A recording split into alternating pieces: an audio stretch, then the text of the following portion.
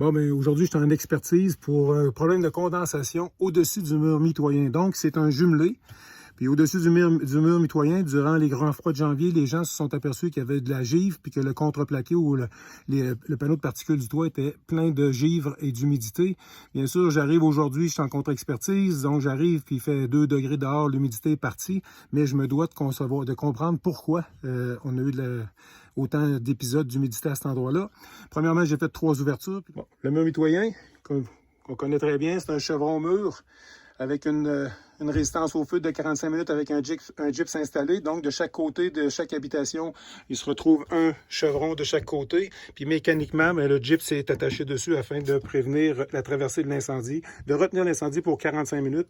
J'ai fait ma première ouverture ici dans le mur pour savoir s'il y avait de la laine. Parce que normalement, dans le mur, il doit y avoir de la laine sur cette section-ci, parce qu'elle doit être du même niveau que celui de l'entretoit afin que de ne pas perdre, d'avoir une perte de chaleur. Donc ici, on élimine le problème de perte de chaleur. Par contre, si vous regardez attentivement ici, là, il y a une ligne, donc c'est l'humidité qui s'est ramassée ici. À ma deuxième ouverture, parce que je devais aller voir si plus loin, le mur était, prendre une chance, voir si le mur avait sa laine. À ma deuxième ouverture ici, le mur a sa laine, donc on peut prétendre qu'il y a de la laine partout, donc bonne conception. Par contre, si j'arrive au-dessus du chevron ici, je ne sais pas si on va le voir, j'en dis les choses, c'est plein de moisissures, de gros champignons, puis ici le contreplaqué mouillé qui est sec aujourd'hui, mais qui a mouillé à répétition, en fait des grosses moisissures ici, donc des contaminations. Puis si on regarde attentivement, si je retire la laine qui est ici,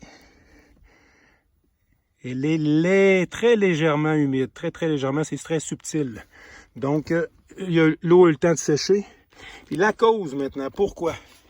Comme vous pouvez voir ici, là, on a le polythène, je l'ai tracé avec du noir. Ça, c'est l'intérieur de la maison. Ça, c'est le dessus du mur mitoyen, le mur qui va faire l'insonorisation. Bon, ben, la polythène s'en vient du côté de la personne. Puis si on va dans mon autre trou que j'ai exploré ici, là, vous voyez, chaque mur mitoyen a une séparation d'environ 1 pouce. Dans un mur mitoyen, normalement, on donne un espace d'1 pouce afin que les 2 parois des 2 murs soient désolidarisées, puis pour couper le son au maximum. Sauf que l'erreur ici de l'entrepreneur, c'est dommage, il manquait juste un petit morceau de polythène. Il manquait, avant d'installer les chevrons murs, il manquait tout simplement un morceau de polythène qui venait tout simplement ici, qui traversait chez le voisin, par-dessus le mur, au même endroit. Donc, ce n'est pas une perte de chaleur qui cause notre problème, c'est une perte d'humidité, puisque ce fameux trou d'1 pouce-là qui descend jusqu'en bas, jusqu'à la fondation, mais lui, bon, il va tout simplement migrer de la vapeur humide qui va passer ici, qui va monter ici, qui va mener au contreplaqué.